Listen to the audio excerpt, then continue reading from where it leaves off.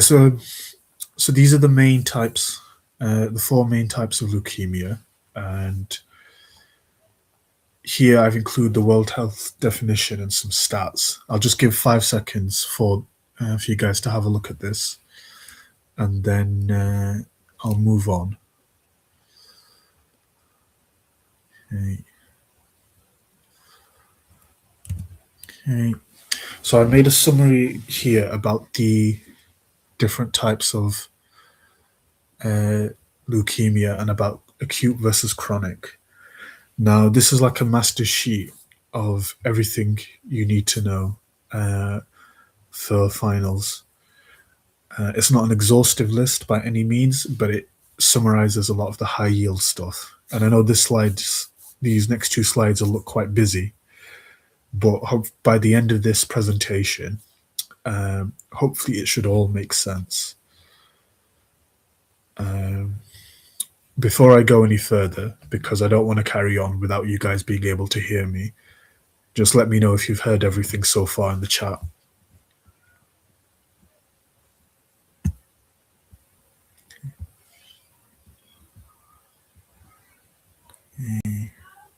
Right, thank you very much, guys. Okay.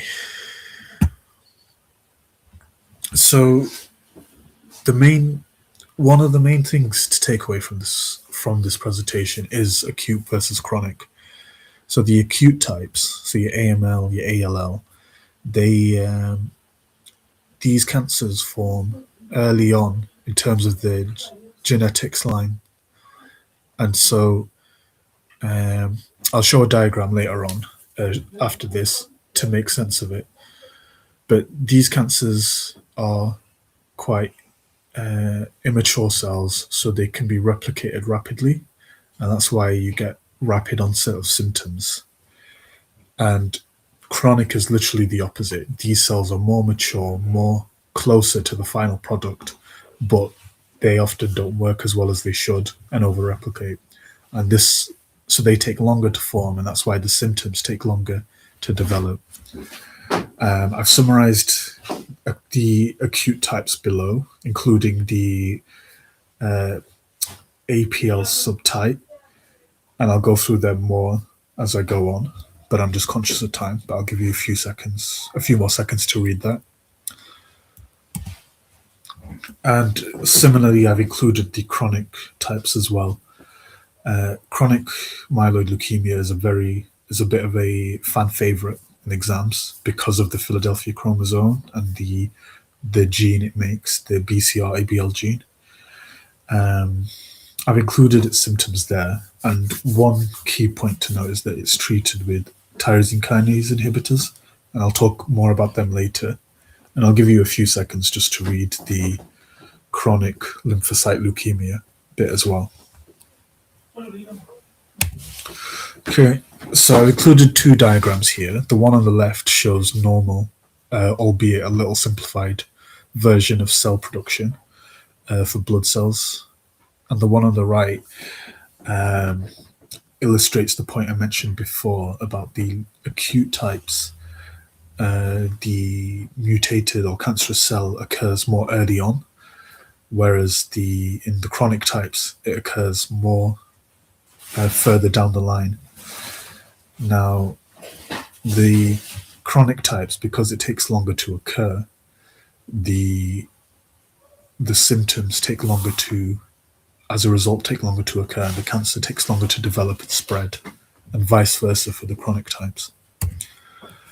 So I've included here, generally speaking, the pathogenesis, and really I'm just really hitting home the fact that the mutated cells in the acute types occur more early on and are more closer to the hemopoietic stem cell, and they often affect the bone marrow, and the opposite for the more chronic types, that they're more mature, they can spread out more to the lymph nodes and certain organs, like commonly the spleen as well.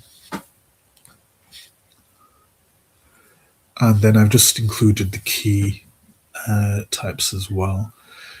some key bits as well. For example, the BCR-ABL gene, uh, and how that works by increasing tyrosine kinase activity, and that's what causes the cancer cells to multiply profusely. That is an exam favorite, and similarly with the APL mechanism there as well. So I've just included the risk factors here. I'll give you guys a few seconds just to have a read of this.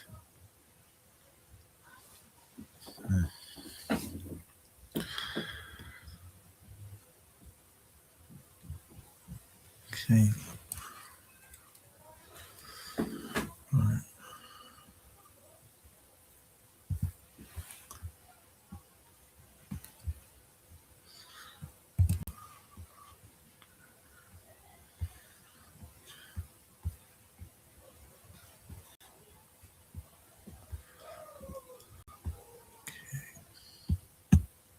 Okay.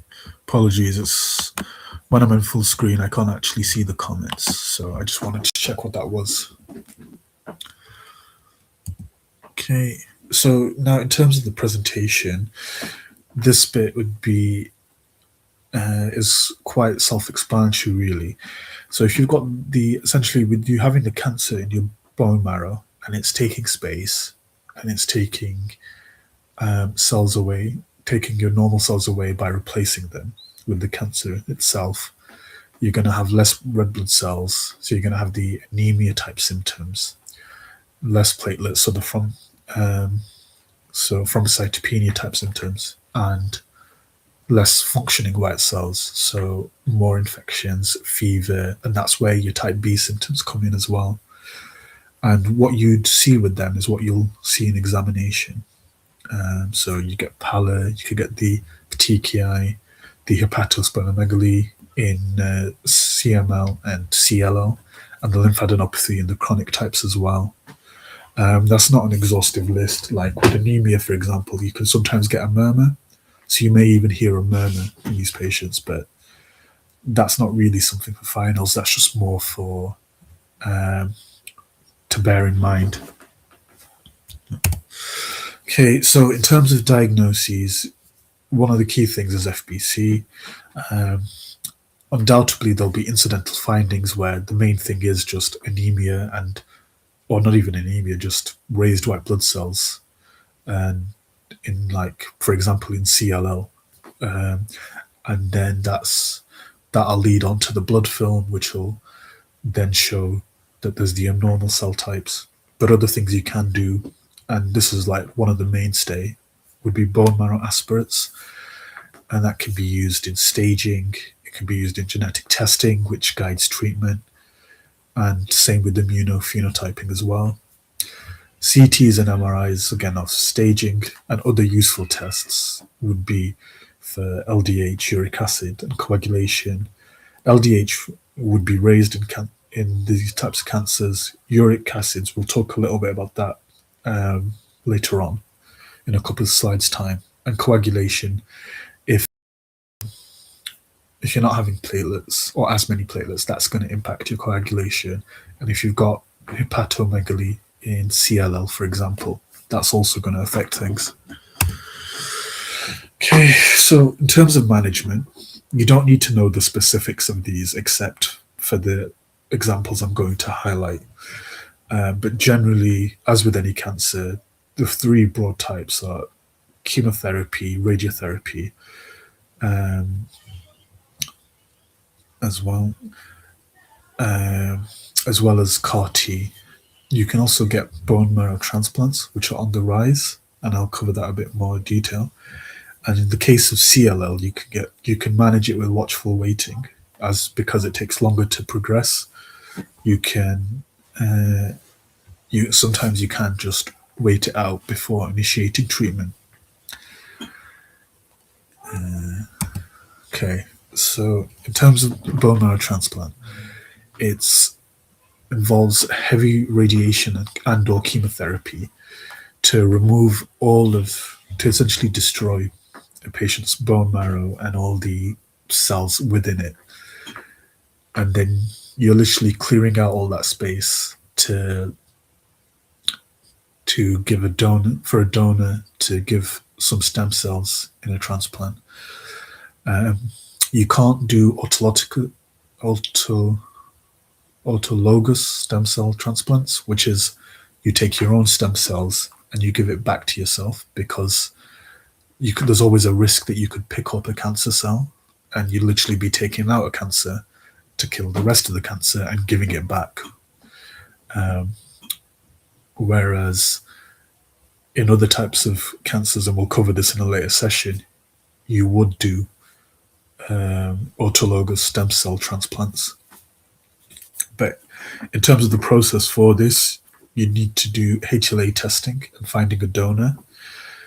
7 to 10 days of chemo radiation in the lead up to the transplant. The transplant itself is getting access into a big vein, such as the subclavian vein, via a line like a PICC line, and giving a transplant of the donor stem cells through that. In many ways, it's similar to just having blood being given. Regular long-term monitoring, and patients would be immunocompromised for quite some time post-transplant. So they would need a lot of intense support and isolation in the following periods after that to transplant. This is something that could be asked about in finals, and that's why I've covered it in a bit more detail. In terms of the adverse effects, I'm going to be a bit quicker with this because I know we're running out of time, and there's also a session soon to happen at 6 as well. But chemotherapy can do bone marrow suppression, so you would want that in a bone marrow transplant. But in a patient where you're not wanting to do a bone marrow transplant, that's actually a bad thing, because you're going to make them anemic, you're going to make them prone to infections, you're going to make them bruise easily. Chemotherapy type drugs are always not great in terms of causing vomiting and diarrhea. You're going to get tumor lysis syndrome, which is why uric acid is important, both at diagnosis and with treatment, but we'll cover that in a later session. So, and chemotherapy can have neurological effects. They can cause types of neuropathy. They can cause you to feel, cognitive fog, so to feel foggy, a bit more confused. Radiation can cause local damage to depending on the site, and it can increase your risk of certain cancers, particularly the AML types. With the transplant itself, you can get graft versus host disease, and that's always a fan favorite for finals as well. You get quite some time of immunodeficiency, and then there's also hormonal endocrine issues, potentially if you've got a younger person having a transplant. These are then things you wouldn't think about straight away, but obviously matter.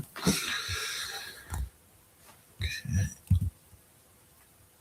So these are just some of my references and places I'd recommend for getting up to, and that concludes this session.